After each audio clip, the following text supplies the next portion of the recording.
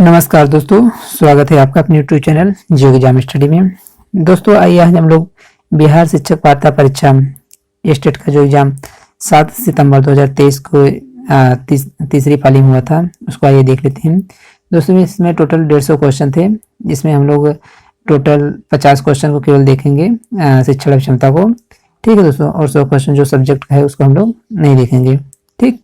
और जो पेपर है दोस्तों ये दोनों विषयों के लिए, पहला पेपर तथा दूसरा पेपर दोनों के लिए कंपलसरी है, इसलिए आप वीडियो को लास्ट तक जरूर देखिएगा, ठीक है दोस्तों। चलिए आइए हम लोग क्वेश्चन को देख लेते हैं। इसमें पहला क्वेश्चन दिया हुआ है कि शिक्षण के स्तंभ हैं पाठ्यक्रम, अनुदेश, आकलन या ये सभी। तो जो शिक्षण का स्तंभ है ये सभी हैं, ठीक। क्वेश्चन नंबर दूसरा है कि शिक्षण का परिणाम है व्यवहार परिवर्तन, आत्मसम्मान, आत्मविश्वास या आत्ममूल्य।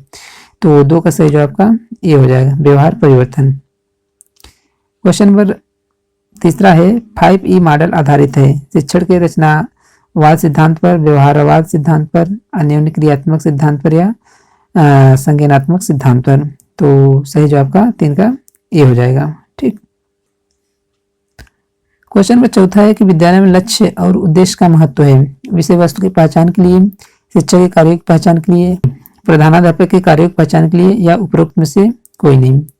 तो 4 का सही जवाब का ये हो जाएगा विषय वस्तु की पहचान के लिए। क्वेश्चन नंबर अगला है 5वां, ब्लूम की व्यवस्था वर्गीकरण व्यवस्था है, सीमांकन व्यवस्था है, प्रत्योजन व्यवस्था या केंद्रीय व्यवस्था है। तो आपका सही जवाब 5 का ये हो जाएगा वर्गीकरण व्यवस्था है।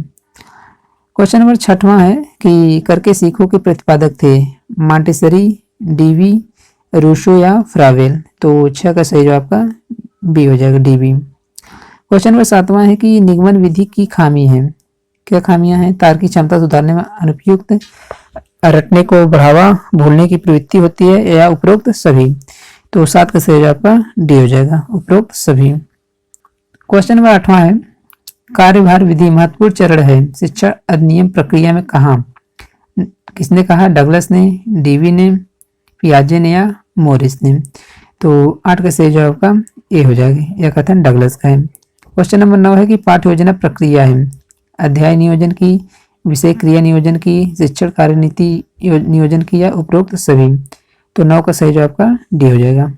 क्वेश्चन नंबर 10वां है हर्बर्ट अभिगमन में एक चरण है विभेदन, वर्गीकरण, संबंध या दिशा निर्देश। तो 10 का सही जवाब का सी हो जाएगा संबंध।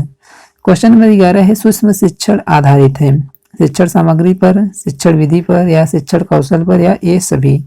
तो 11 का सही जवाब का सी हो जाएगा शिक्षण कौशल पर। क्वेश्चन नंबर 12 है अनुदेशन से कौन से उद्देश्य की प्राप्ति होती है? ज्ञानात्मक, रचनात्मक, भावनात्मक या इनमें से कोई नहीं। तो 12 का सही जवाब का ये हो जाएगा ज्ञानात्मक। क्वेश्चन नंबर 13 है पुनर्वर्णन कौशल का उपयोग किया जाता है छात्रों के प्रोत्साहन हेतु, अधिगमन रुचिकर हेतु, ए और बी दोनों, इनमें से कोई नहीं। तो 13 का सही जवाब का सी हो जाएगा ए और बी दोनों।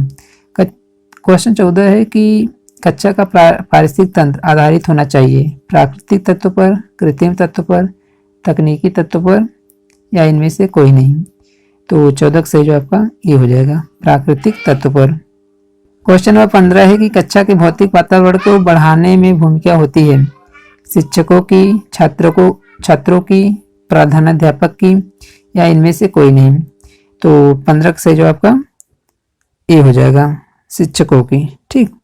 क्वेश्चन नंबर 16 है कि पाठ्य पुस्तक का महत्व है छात्रों को बाहरी दुनिया से परिचित कराने में, बाहरी दुनिया का ज्ञान प्रदान करने में, पढ़ने लिखने और बोलने के कौशल में सुधार हेतु या उपरोक्त सभी। तो 16 का सही जवाब का डी हो जाएगा उपरोक्त सभी। क्वेश्चन नंबर 17 है कि पुस्तकालय मुख्य भूमिका निभाता है व्यक्तित्व विकास में, शैक्षिक विकास में, ए और बी दोनों, इनमें से कोई नहीं। तो 17 का सही जवाब का बी हो जाएगा शैक्षिक विकास में। क्वेश्चन नंबर 18 है कि निम्नलिखित में से कौन सा गुण शिक्षक का नहीं है? धैर्य, विनम्र, सहनशीलता या अंधविश्वासी। तो 18 सही जवाब का डी हो जाएगा क्योंकि कोई शिक्षक अंधविश्वासी नहीं होता है, ठीक। क्वेश्चन नंबर 19 है कि एक अच्छे शिक्षक के लिए क्या आवश्यक है? शिक्षण के प्रति प्रतिबद्धता, अपने संगठन के प्रति वफादारी, ए और बी दोनों उपरोक्त में से कोई नहीं। तो 19 का सही जवाब आपका ये हो जाएगा, शिक्षण के प्रति प्रतिबद्धता। क्वेश्चन नंबर 20 है कि एक शिक्षक के द्वारा छात्रों के 21वीं सदी के कौशल को विकसित करने के लिए निम्नलिखित में से किसका विकास किया जाना चाहिए? रचनात्मकता का, आलोचनात्मक सोच, ए और बी दोनों, इनमें से कोई नहीं। तो 20 का सही जवाब का सी हो जाएगा, ए और बी दोनों। क्वेश्चन नंबर 21 है कि उपलब्धि परीक्षण डॉट डॉट डॉट है, मानक परीक्षण, मनोवैज्ञानिक परीक्षण, शिक्षक निर्मित परीक्षण या बुद्धि परीक्षण। तो 21 का सही जवाब का सी हो जाएगा, शिक्षक निर्मित परीक्षण। क्वेश्चन नंबर 22 है इकाई परीक्षा है, निर्माणात्मक मूल्यांकन, संकलनात्मक मूल्यांकन, बाहरी मूल्यांकन या ये सभी। तो 22 का सही जवाब का ये हो जाएगा, निर्माणात्मक मूल्यांकन का। क्वेश्चन नंबर 23 है कि निर्धारण मापनी है, गुणात्मक तकनीकी, लेखन तकनीकी, मात्रात्मक तकनीकी या मौखिक तकनीकी। तो जो निर्धारण मापनी है आपका गुणात्मक तकनीकी से संबंधित है, सही जवाब का ये हो जाएगा। क्वेश्चन नंबर 24 है कि पाठ्य सहगामी क्षेत्र से संबंधित नहीं है, नैतिक विकास, शारीरिक विकास, मानसिक विकास या रुचि विकास। तो 24 सही जवाब का डी हो जाएगा, रुचि विकास। क्वेश्चन नंबर 25 है कि पाठ्यचर्या किसकी संस्कृति को दर्शाता है, समाज, घन, विद्यालय या पारिवारिक जीवन। तो जो पाठ्यचर्या है आपका 25 से जवाब ये हो जाएगा, समाज को दिखलाता है। क्वेश्चन नंबर 26 है कि अवधारणा निर्माण को प्रक्रिया में कौन सा तत्व शामिल नहीं है, अनुभव, सामान्यीकरण, विश्लेषण या मूर्त। तो 26 का सही जवाब का डी हो जाएगा, मूर्त। क्वेश्चन नंबर 27 है सीखने का पठार है, अधिगम में कमी, अधिगम में बाधा, अधिगम में उन्नति नहीं, ये सभी। तो 27 सही जवाब का सी हो जाएगा, अधिगम में उन्नति नहीं। ठीक। क्वेश्चन नंबर 28 है कि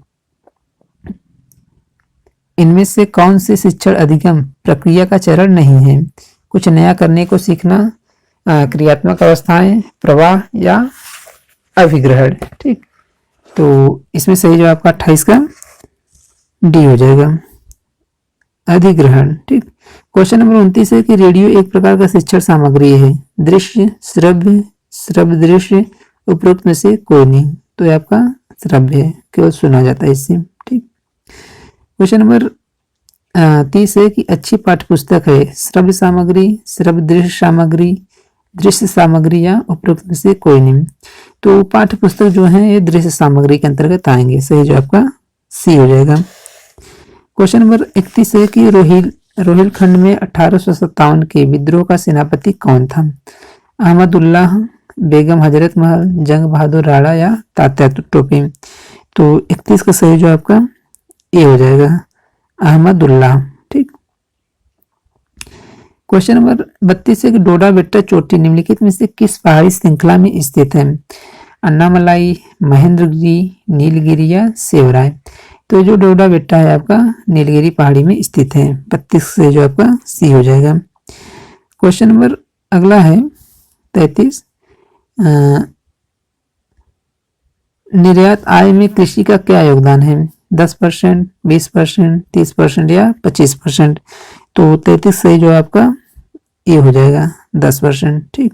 क्वेश्चन नंबर 34 है कि कुंवर सिंह ने अपना अंतिम युद्ध किस अंग्रेज कप्तान के विरुद्ध लड़ा था, डगलस, लुगार्ड, महान, आयरे। तो 34 सही जो आपका सी हो जाएगा, महान के। क्वेश्चन नंबर 35 है खबरों में रहे बंधन एक्सप्रेस और मैत्री एक्सप्रेस भारत और किस देश के बीच चलती है। ठीक। तो इसमें पहला है नेपाल, दूसरा है श्रीलंका, तीसरा है बांग्लादेश, चौथा है म्यांमार। तो 35 सही जो आपका सी हो जाएगा, बांग्लादेश। क्वेश्चन नंबर 36 है कि डीडीटी और एल्युमिनियम के डिब्बे डैश के उदाहरण हैं, प्राथमिक प्रदूषक, माध्यमिक प्रदूषक, बायोडिग्रेडेबल प्रदूषक या गैर बायोडिग्रेडेबल प्रदूषक। तो 36 का सही जो आपका डी हो जाएगा, गैर बायोडिग्रेडेबल प्रदूषक। ठीक। क्वेश्चन नंबर 37 है कि प्लास्टिक कचरे के लिए निम्नलिखित में से कौन सा कथन गलत है? इसका उपयोग खाद बनाने के लिए किया जाता है, यह अधिक समय तक रहता है, जलने पर जहरीले धुएं का उत्पादन होता है, उपरोक्त सभी। तो इसमें कहा गया कौन सा गलत है ना, तो सही से जवाब आपका ए हो जाएगा, ठीक, क्योंकि इससे खाद नहीं बनाया जाता है। क्वेश्चन नंबर 38 है कि वनों की कटाई का सबसे बड़ा कारण है कृषि, जंगल की आग, ज्वालामुखी गतिविधि या मृदा अपरदन। तो वनों की जो कटाई है कृषि के लिए, मतलब कृषि क्षेत्र बढ़ाने के लिए किया जा रहा है, तो इसका सही जवाब ए हो जाएगा, ठीक। क्वेश्चन नंबर 39 है ग्लोबल वार्मिंग पृथ्वी की जलवायु प्रणाली के डैश में एक सदी के पैमाने पर वृद्धि देखी गई है। इसमें है अधिकतम तापमान, न्यूनतम तापमान, औसत तापमान या तापमान। तो कहने मतलब ये ग्लोबल वार्मिंग से जो वृद्धि हुई है, औसत तापमान की वृद्धि देखी गई है। क्वेश्चन नंबर 40 है काला हिरण निम्नलिखित में से किस श्रेणी के जीवों से संबंधित है? विलुप्त प्रजातियां, दुर्लभ प्रजातियां, स्थानिक प्रजातियां या लुप्तप्राय प्रजातियां। तो 40 से जो आपका डी हो जाएगा, लुप्तप्राय प्रजातियां। क्वेश्चन नंबर 41 है कि 5 लोगों की औसत आयु 42 वर्ष है, दूसरे समूह में 8 लोग हैं जिनकी औसत आयु 81 वर्ष है। जब दोनों समूहों को मिलाया जाता है तो सभी लोगों की औसत आयु कितनी होगी, ठीक। तो इसको कर लेंगे कि सभी लोगों की औसत आयु बराबर 5 गुणे 42 प्लस 8 गुणे 81, ठीक, 5 गुणे 42 प्लस 8 गुणे 81, ठीक, बटे इसको आप 5 प्लस 8 कर लेंगे तो आपका सही जवाब हो जाएगा 66 वर्ष, ठीक। क्वेश्चन नंबर 42 है कि 1,60,000 रुपए पर चक्रवृद्धि ब्याज की गणना करें। यदि 2 साल के लिए 10% प्रति वर्ष जब अर्धवार्षिक रूप से संयोजित हो, ठीक, तो इसको आप जब निकालेंगे तो 42 से जो आपका बी हो जाएगा, 34,481 रुपये आएगा।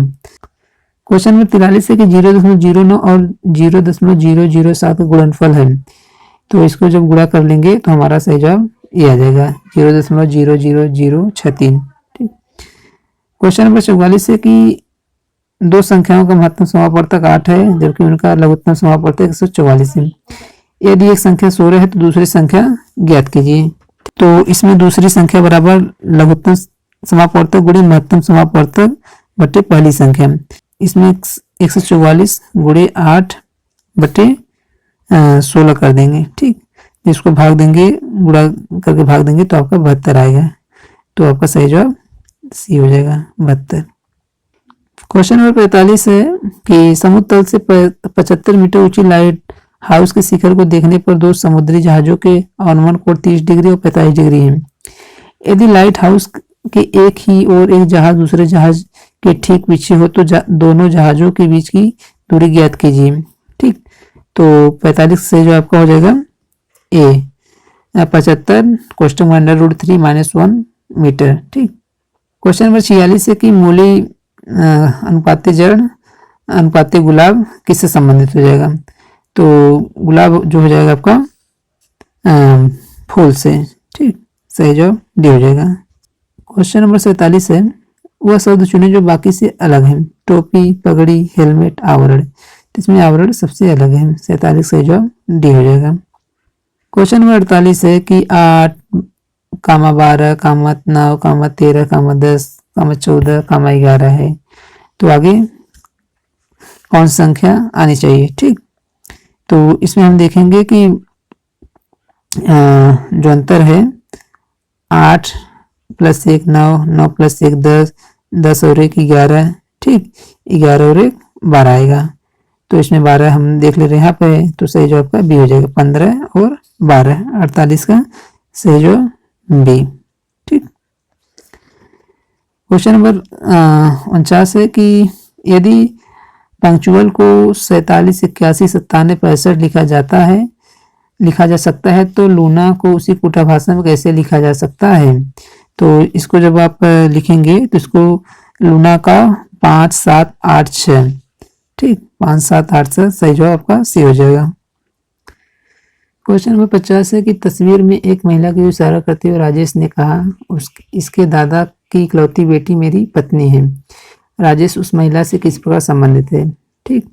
तो मान लीजिए तस्वीर में कोई भी हो XYZ, उसकी इकलौती जो दादा की इकलौती बेटी है, मतलब उसकी लड़की की क्या होगी, बुआ होगी। ठीक, तो बुआ है तो कहने मतलब इनकी पत्नी है, मतलब ये फूफा है, तो यहाँ पे फूफा होना चाहिए, जबकि इसमें ऑप्शन में फूफा नहीं दिया है, इसमें ऑप्शन में पिता सही किया है। ठीक है, सही जवाब बी माना है। तो दोस्तों ये था बिहार स्टेट का शिक्षण क्षमता का टोटल 50 क्वेश्चन। और दोस्तों आपके जो भी सुझाव हो इसे आप कमेंट करिए। चैनल पर अभी नए हैं तो चैनल को सब्सक्राइब कर लीजिए, और वीडियो अच्छी लगे तो वीडियो को लाइक कर लीजिए। वीडियो देखने के लिए आप लोग का बहुत बहुत धन्यवाद।